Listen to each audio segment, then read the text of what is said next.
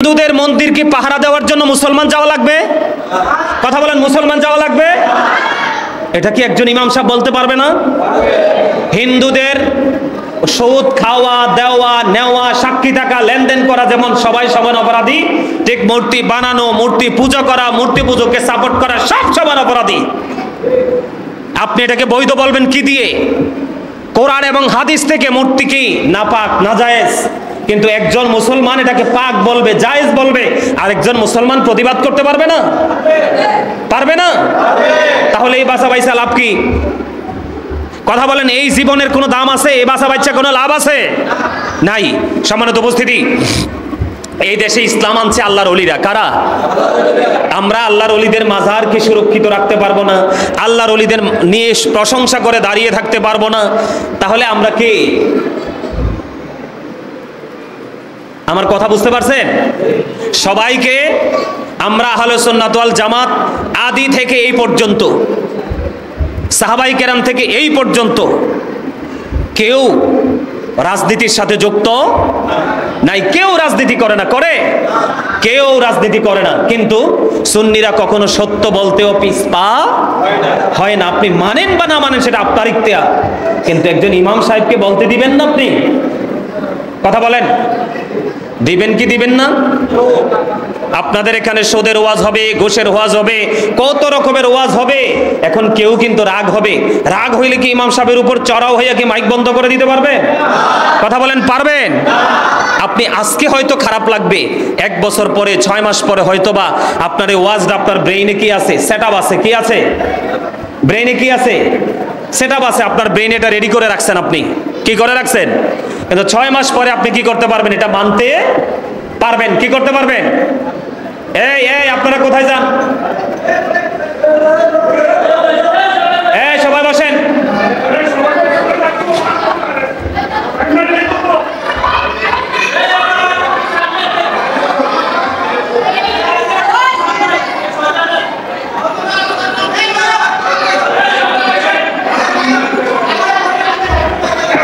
মুতাল্লি সাহেব যে বক্তব্য দিয়েছেন, এই সবাই বসেন, সবাই বসেন। আমি আপনাদেরকে কিছু কথা বলি, আপনারা সবাই বসেন, সবাই বসেন, কারণ আমাদের আজানের সময় হয়ে যাচ্ছে। আজান দিব, তারপরে আমরা আজানের আগে আমি নামাজ জামাত 8টায় হবে, জামাতের আগে আমি প্রোগ্রাম শেষ করে দিব। তবে আমি আপনাদেরকে বিনীতভাবে অনুরোধ করব, যারা মসজিদ কর্তৃপক্ষ আছেন এবং যারা মুসল্লি আছেন, এই যে লোকটা যে এখানে আসছে, এই যে লোকটা এখানে আসছে, তারা ছাড়লেন কেন? ছাড়লেন কেন?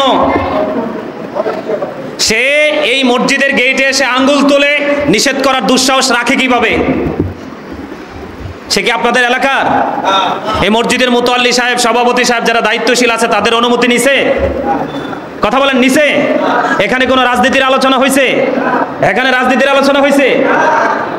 মুদ্রার এপিট ওপিট একটা নাপাক মানুষকে পাক মানুষের সাথে যুক্ত করে শুধুমাত্র সুবিধার জন্য, এটা কি ইমাম সাহেবের বলার অধিকার নাই?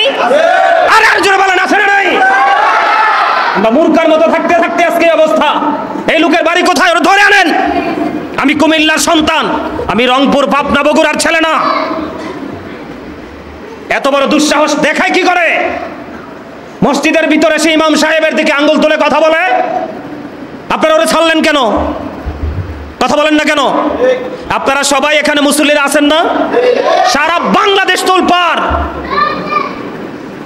সাধারণ মানুষের ঈমান নিয়ে ছিনিমিনি করবেন, আপনাকে তো এই অধিকার দেওয়া হয় নাই। আপনি যেই দলের থেকে মন চায় সেই দল থেকে আপনি রাজনীতি করেন, এটা আপনার ব্যক্তি স্বাধীনতা। ঠিক কিনা বলেন? ইমাম সাহেব কি বক্তব্য দিবে একজন পার্সনকে জিজ্ঞেস করে? কথা বলেন, ছাড়লেন কেন ওনাকে? ওনাকে ছাড়লেন কেন? ওনার কাছ থেকে কৈফিয়ত নিলেন না কেন আপনারা? এত বড় দুঃসাহস কিভাবে দেখে? ওর বাড়ি কই?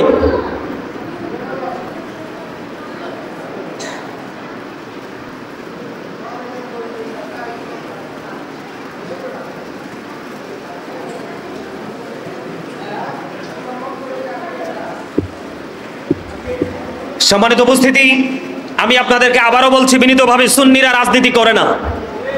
সুন্নিরা কোনো দলের দালালিও করে না। সুন্নিরা একমাত্র একটা রাজনীতি করে, মদিনাওয়ালার। কার? মদিনাওয়ালার রাজনীতি করতে গেলে আপনি সত্যকে সত্য বলতে হবে, মিথ্যাকে মিথ্যা বলতে হবে। সত্য বললে কেউ খুশি হবে, আবার কেউ রাগ হবে, কিন্তু এটা তো তাকানো যাবে যাবে কথা বলেন, যাবে যাবে না। এটা আপনাদেরকে আমাদেরকে সবাইকে মনে রাখতে হবে, সবাইকে মনে রাখতে হবে। এই দেশ আপনার, আমার, আমাদের সবার। এই কথা কি ভুল? আল্লাহর ওলির মাজারগুলো যে ভাঙছে, এই মানুষগুলো তখন কোথায় ছিল? বলেন কোথায় ছিল?